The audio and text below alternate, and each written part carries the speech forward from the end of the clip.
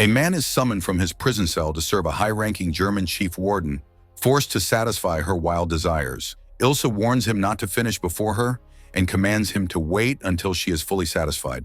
The poor man struggles, overwhelmed by the intense excitement, and ultimately fails to hold back. Ilsa remains silent, showing no reaction, and simply goes to sleep for the night. In the morning, Ingrid and Maigret, Ilsa's loyal soldiers, enter the bedroom and drag the man away. Desperate, he pleads for mercy, insisting that he did his best, but his efforts are not enough. Ilsa is no woman for mercy.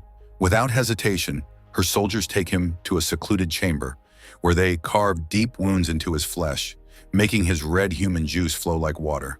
Finally, as a final act of punishment, Ilsa castrates him herself, sealing his fate in agony. Ilsa rules with cruelty, castrating any man who fails to restrain himself. She conducts brutal experiments, proving her dominance without mercy. Women endure horrific tests, many dying in her so-called research. Those who obey serve her, those who resist face severe punishment. Any contact between male and female prisoners means a brutal execution.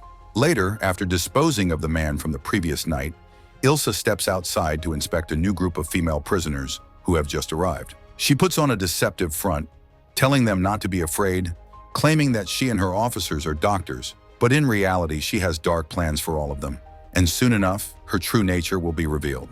Next, she lines them up with no cloth and separates them into two groups based on their physical condition. One group is selected for her brutal medical experiments, forced to endure unimaginable suffering for her twisted theories. The other is condemned to servitude, treated as mere objects for the officers, subjected to torment and humiliation for the slightest disobedience. Later, a general contacts Ilsa, informing her that he will soon arrive at the camp to personally witness her work. Confident in her methods, Ilsa believes he will be pleased with her progress.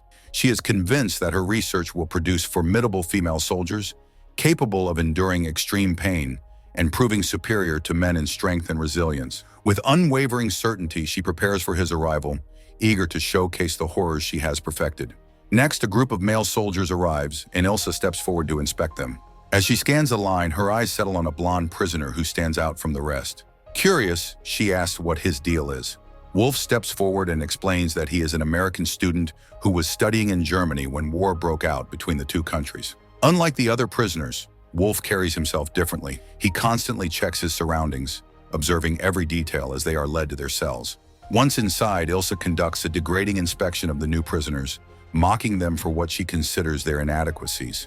But when she turns her ridicule toward Wolf, he calmly responds, saying that size does not matter. What truly matters is how a man uses it.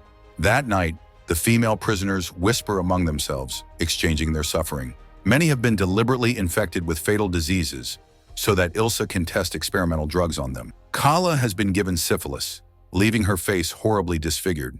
Meanwhile, in another part of the camp, a prisoner screams in agony as her toes are cut off one by one, while guards record every detail of her body's reaction. Ilsa is making significant progress in her twisted experiments, proving that women are withstanding more pain than men. In the morning, Wolf speaks with Mario, who reveals another horrifying truth. Some women in the camp are sterilized and forced to serve as tools for the soldiers' pleasure. When Wolf feels sorry for them, Mario warns him not to forget the men's fate. Eventually, Wolf will be summoned to Ilsa's bedroom, and when that happens, his time will be up. Mario has already suffered that fate, having been taken to Ilsa's chambers before, and the only thing keeping him alive now is his thirst for revenge. Wolf, however, remains hopeful, assuring Mario that the end of their torment is near, because the Allied forces are closing in. That night, the guards choose a female prisoner and throw her to the soldiers for their entertainment. Desperate, she pleads with Ingrid to spare her, but the time is not right for mercy. Meanwhile, the guards catch a male and female prisoner from Poland speaking to each other. Ilsa does not hesitate to order their punishment.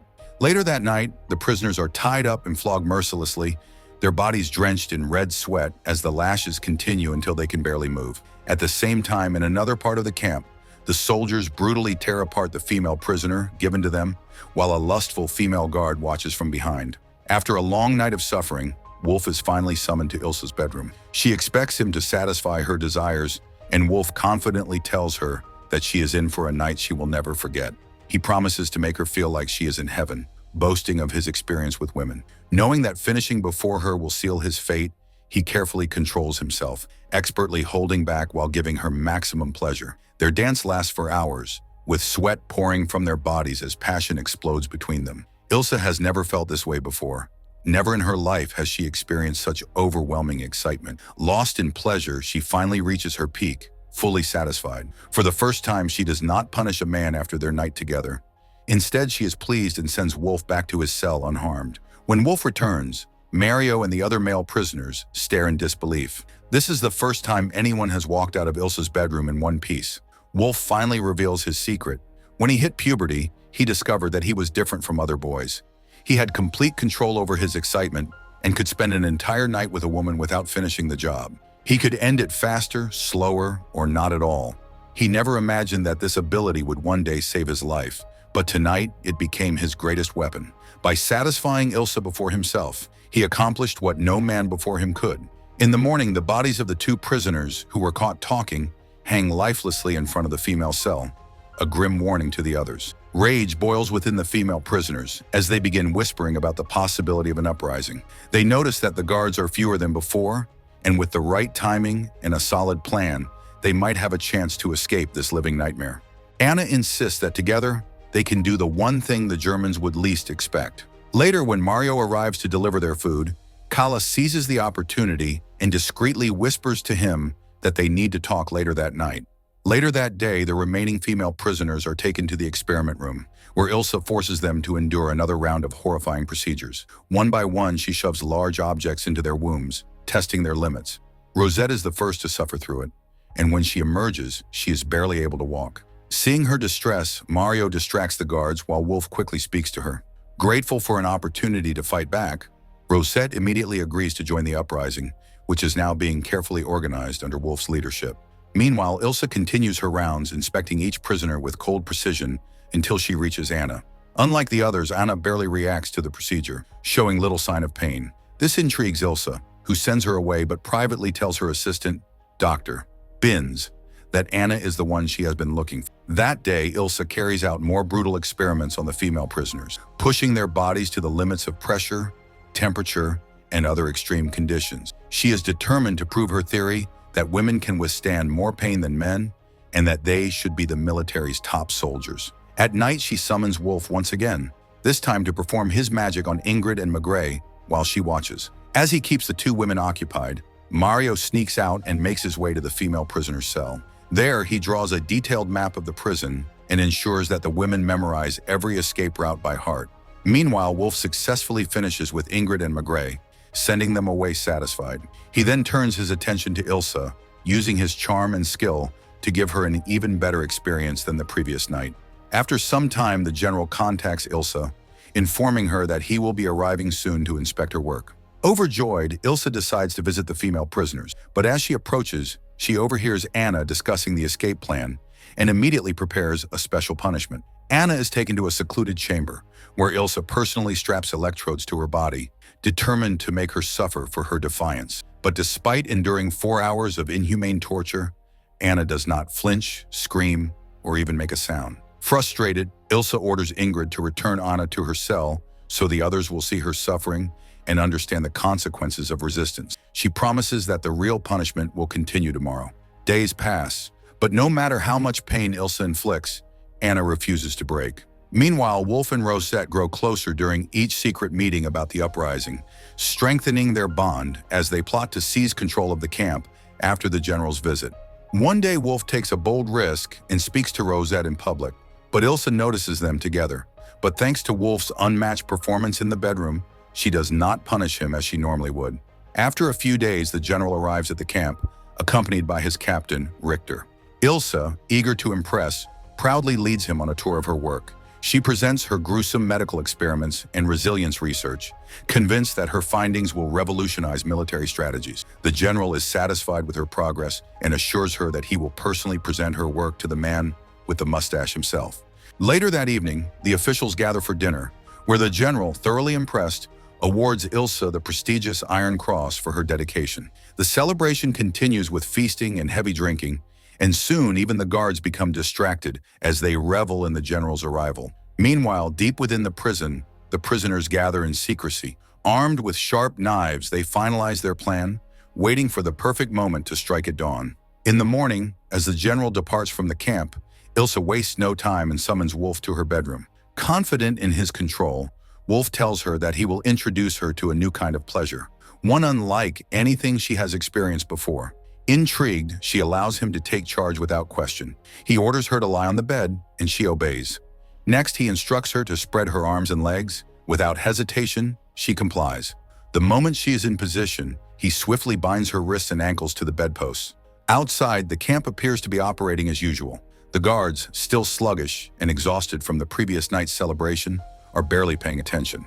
The prisoners remain on edge, waiting for Wolf's signal to launch their attack. Inside the bedroom, Wolf gags Ilsa, strips her of her weapon, and leaves her helpless. Stepping out of the room, he turns his gun on the guards stationed outside. Then, with no time to waste, he frees the female prisoners, unleashing the rebellion. A fierce battle breaks out between the prisoners and the German soldiers. Blood spills on both sides as the desperate captives fight for their freedom. Many soldiers fall, but so do many prisoners, sacrificing themselves for revenge and liberation. Meanwhile, Ingrid, Maigret, and Dr. Binz are overpowered and tied to a stretcher. Kala, driven by rage, takes charge of the revenge plan. Wolf urges the prisoners to spare their captives and hand them over to the Allied forces instead of executing them themselves. But the female prisoners, consumed by hatred and months of torment, refuse to listen. Wolf, realizing he cannot stop them, decides to leave with Rosette. As they walk away, Mario and the others stay behind, unwilling to abandon the camp just yet.